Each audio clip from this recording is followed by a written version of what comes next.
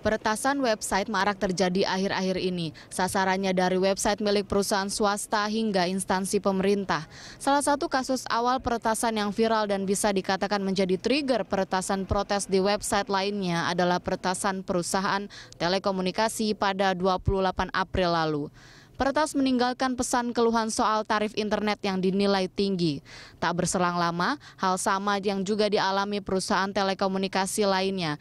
Peretas meninggalkan pesan yang senada soal layanan yang tidak prima.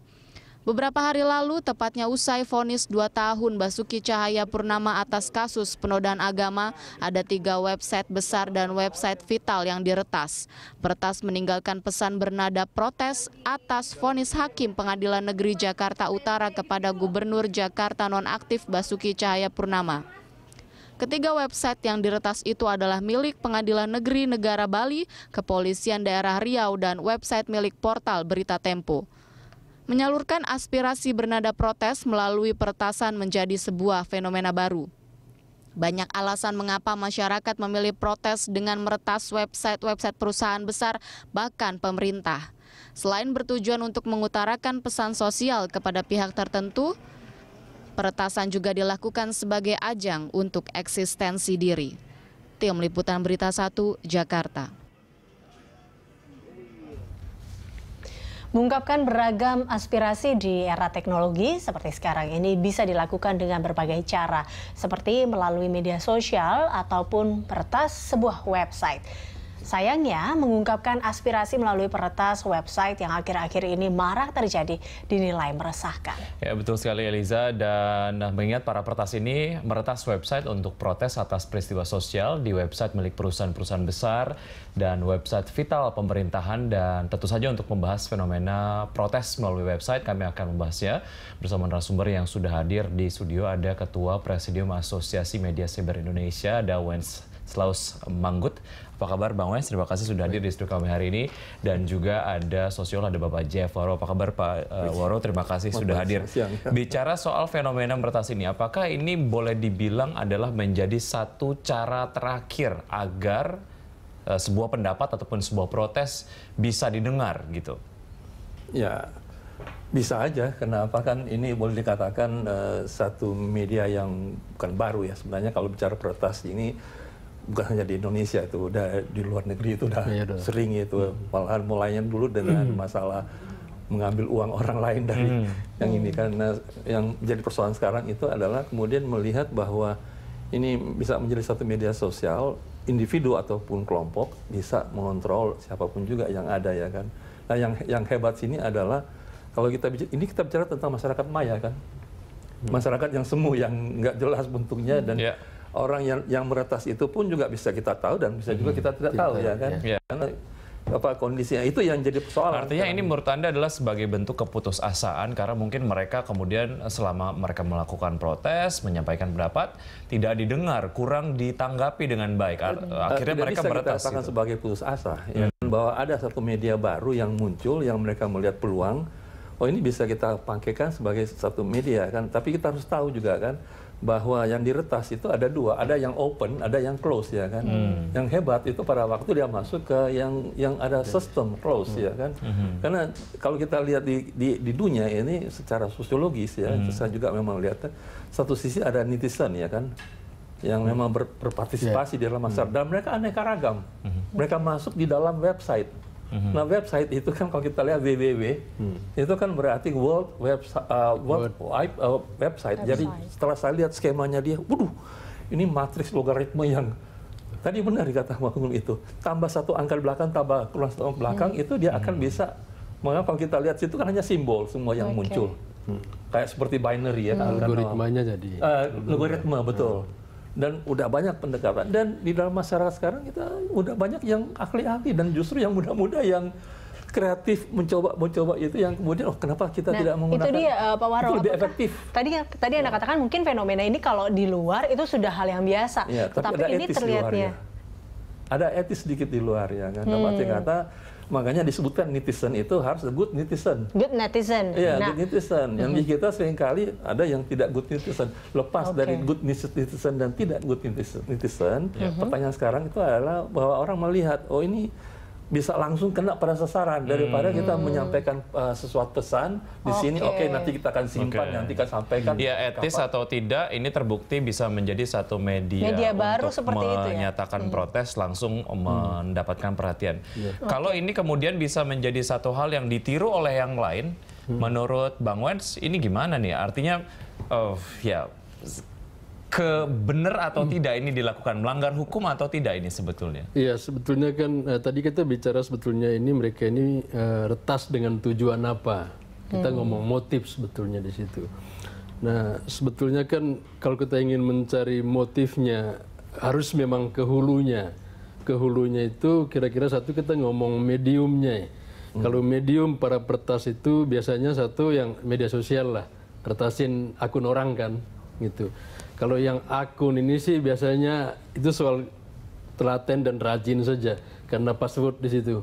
Passwordnya tanggal lahir atau apa gitu dia utak-atik berkali-kali coba gitu, sukses gitu. Lalu dia pakai akunnya gitu. Nah, ini biasanya kalau yang kayak begini motifnya mungkin ada yang iseng juga atau ada yang coba keahlian orang-orang yang saya bilang tadi, orang-orang dapur itu loh. Biasanya kan kalau di teman-teman IT sendiri bahkan di-declare, kami sudah bangun sistem, silakan di-hack. Gitu. Supaya mencoba kira-kira sistem kita ini ada lubangnya enggak? Seberapa kuat atau tidak ada gitu. hubnya atau enggak? Lalu teman-temannya dari luar tuh hacker itu nyobain, lo punya lubang tuh di sini, jebol gitu. Nah, kalau yang kayak begitu 5-10 tahun lalu itu agak rame sih. Jadi para hacker itu menjebol sistem teman-teman yang di IT itu untuk mencoba pertahanannya. Gitu. Nah, yang kedua itu saya kira selain media sosial itu hack itu meretas website. Nah, kalau itu kan perlu upaya yang lebih dari sekedar mengutak-atik tadi itu loh. Artinya perlu skill yang perlu beyond kemampuan yang lebih gitu. Nah, kalau perlu kemampuan yang lebih kayak begini, biasanya itu lebih punya motif gitu. Nah, kalau yang mencoba pertahanan tadi itu di kalangan IT itu udah umum gitu. Oh, ini ada yang mencoba pertahanan kita, malah dia kasih tahu, gue lo yang hack, lubang lo di sini gitu. Lo kurang nutup rapat lubangnya. Kita ingat waktu itu ada sempat kejadian yang seperti ini yang akhirnya Haikal salah satunya dia mengatakan dia memberikan bahwa ke salah satu website travel bahwa dia ada dap atau lubang di situ, tapi itu diacuhkan oleh perusahaan itu hingga akhirnya perusahaan itu rugi besar. Ya, karena ini kan teman-teman yang memang jago di bidang ini ya. Dengan motif itu saya kira sih nggak masalah ya. Maksudnya dengan motif bahwa mereka memberitahu mencoba pertahanan sebuah web daripada dijebolin orang yang nyolong. Gue jebolin duluan misalnya, tapi saya kasih tahu cara lo bertahan mesti begini gitu. Nah, tapi kalau misalnya motifnya lain gitu. Motif bisnis satu. Motif bisnis itu banyak. Gitu. Untuk menjatuhkan lawan bisnisnya gitu ya. Satu, mungkin bisa menjatuhkan lawan bisnis. Nah, tapi yang lagi rame sekarang itu kan yang minta uang tebusan.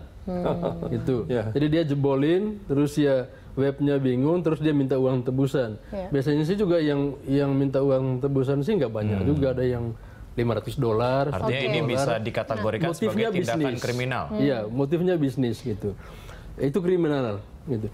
Nah, yang ketiga misalnya motifnya politik. Nah, itu yang kan kita enggak. Motifnya politik bahwa jebolin web orang atau jebolin akun orang, lalu kita ganti isinya dengan misi politik kita. Gitu. Nah, Anda melihatnya yang terjadi saat ini tuh apa sebenarnya? Pelanggar hukum dengan banyak motif. Kalau yang misalnya yang terjadi dengan beberapa rumah sakit itu kan jelas itu dia minta ganti rugi, minta uang tebusan. Yang jebol beberapa website rumah sakit, di situ jelas pesan dia adalah bahwa saya minta uang tebusan sekian, gitu $300 bisa pulih lagi. Ya, Nah, yang lain-lain yang Telkom saya kira itu juga memang harus dicari itu motifnya apa.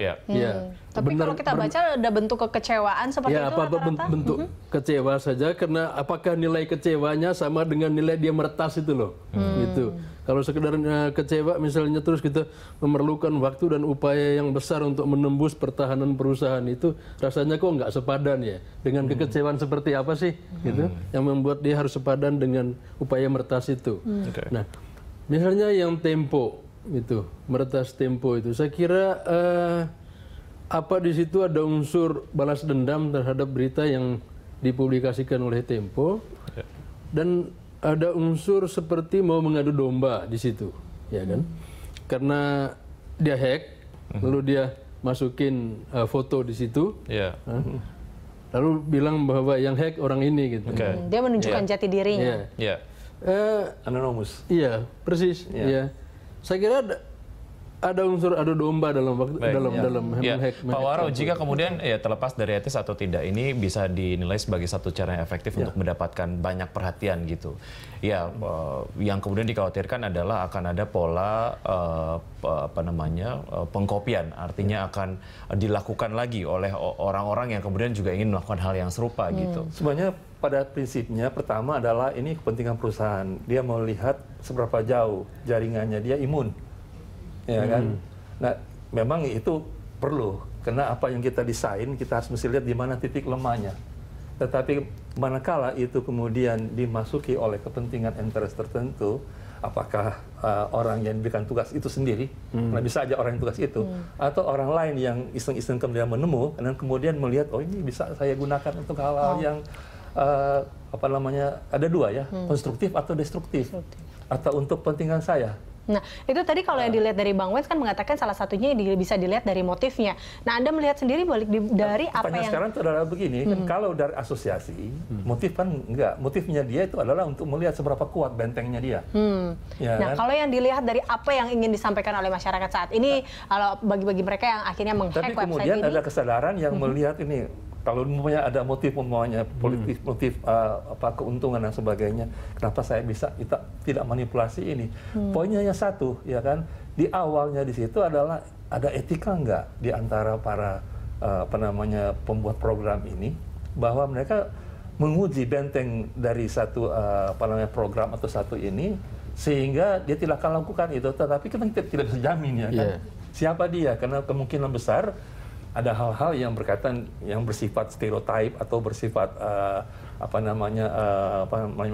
etnosentrisme atau apapun juga, itu perasaan bahwa kok saya merasa tersinggung dengan ini, ya kan, saya punya kepentingan ini, bisa saya masukkan, ya kan. Sebetulnya aparat kita punya skema dan teknik untuk memburu mereka ini secara mudah gitu. Dan kan kita punya unit cybercrime itu di Mabes Polri, yang kerjanya memantau ini. Jadi kalau untuk sekedar mencari motif tadi itu, sebetulnya dari Bapak Polisi cybercrime itu bisa mencari itu sebetulnya. Tapi kan ini mungkin masuk kategori delik aduan dia. Artinya korban harus mengadu dulu baru mereka. Kita masih ada beberapa segmen, kita akan lanjutkan usai jeda, tetap di Lanstock.